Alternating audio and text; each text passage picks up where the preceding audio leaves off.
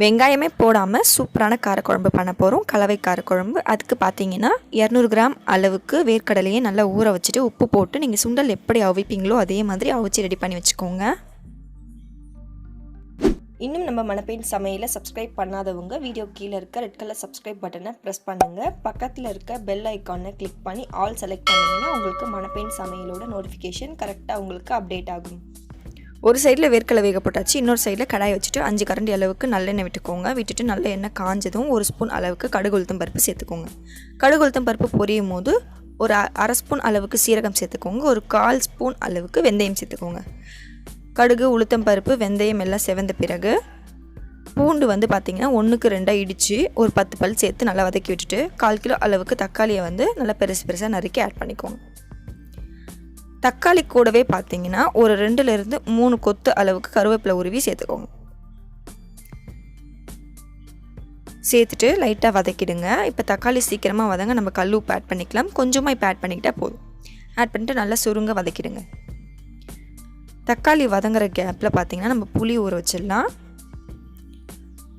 ஒரு lemon size, அதாவது lemon எந்த சைஸ் இருக்குமோ அந்த சைஸ்க்கு புளி எடுத்து தண்ணி விட்டு நல்லா ஊற வச்சுக்கோங்க. இதை வந்து கரைச்சி நம்ம வந்து ஒரு சின்ன கப் அளவுக்கு எடுத்து வச்சுக்கலாம். அதுக்குள்ளே பார்த்தீங்கன்னா தக்காளி வதங்கின பிறகு ஒரு 200 கிராம் அளவுக்கு கத்திரிக்காவை வந்து நல்லா நீட்டு வாக்காக கட் பண்ணி ஆட் பண்ணிக்கோங்க. ஒரே ஒரு உருளைக்கிழங்கு தோல் சீவி சேர்த்துக்கோங்க. ஒரே ஒரு சேப்பக்கிழங்கு பார்த்திங்கன்னா தோல் சீவி சேர்த்துக்கலாம். கருணக்கிழங்கு பார்த்திங்கன்னா ஒரு 2 பத்தை நல்லா பெருசாக கட் பண்ணி ஆட் பண்ணிக்கலாம். ஆட் பண்ணிவிட்டு நல்லா வதக்கி விட்டுருங்க. வெங்காயம் போடாததுனால நான் போடுற காய்கறி எல்லாமே போடுங்க, கரெக்டாக உங்களுக்கு டேஸ்ட்டாக இருக்கும். மஞ்சத்தூள் சேர்த்துக்கோங்க கலருக்காக. அடுத்து குழம்பு மிளகாத்தூள் சேர்க்க போகிறோம். நான் பார்த்தீங்கன்னா ஒரு 2.5 ஸ்பூன் அளவுக்கு சேர்க்க போகிறேன். உங்களுக்கு காரம் அதிகமாக இருந்துச்சுன்னா உங்கள் பொடியில் நீங்கள் காரம் வந்து கம்மியாகவே சேர்த்துக்கலாம். மிளகாத்தூளுக்கு அப்புறம் கலருக்காக நான் வந்து சில்லி பவுடர், அதாவது ரெட் சில்லி பவுடர், வெறும் மிளகாத்தூள் சேர்க்குறேன் ஒரு அரை ஸ்பூன் அளவுக்கு. அப்புறம் 1 ஸ்பூன் அளவுக்கு தனியா பவுடர் சேர்க்குறேன். சேர்த்துட்டு மசாலாவை நல்லா எண்ணெயிலே வந்து பரட்டி விட்டுருங்க.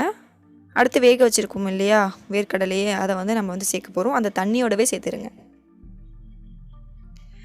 சேர்த்துட்டு நல்லா மிக்ஸ் பண்ணுங்கள். இந்த காய்கறி இந்த தண்ணியிலே வெந்துடணும். அதுக்காக வந்து குழம்புக்கு ஏற்ற மாதிரி நம்ம உப்பு வந்து இப்பயே சேர்த்துடலாம். சேர்த்துட்டு நல்லா வேகட்டும். காய்கறி வந்து புளி ஊற்றுறதுக்கு முன்னாடி நீங்கள் வேக வச்சுருங்க. புளி ஊற்றினா காய்கறி வேகாது. காய்கறி வெந்த பிறகு நம்ம கரைச்சி வச்சுருக்க புளி தண்ணியை வந்து ஊற்றிடலாம். ஊற்றிட்டு ஒரு 10 நிமிஷம் நீங்கள் கொதிக்க விடுங்க. கொதிக்க விட்டிங்கன்னா உங்களுக்கு குழம்பு சுருங்கிடும். சுருங்கின பிறகு உங்களுக்கு சூப்பரான கலவை காரக்குழம்பு கண்டிப்பாக உங்களுக்கு ரெடி ஆகிடும். ரொம்ப டேஸ்ட்டாக இருக்கும். கடைசியாக வந்து பச்சையாகவே கருவேப்பிலை கொத்தமல்லி போட்டிங்கன்னா ரொம்ப வாசனை மணக்கையாக இருக்கும். ஸோ கண்டிப்பாக வீட்டில் ட்ரை பண்ணி பாருங்கள். Bye friends.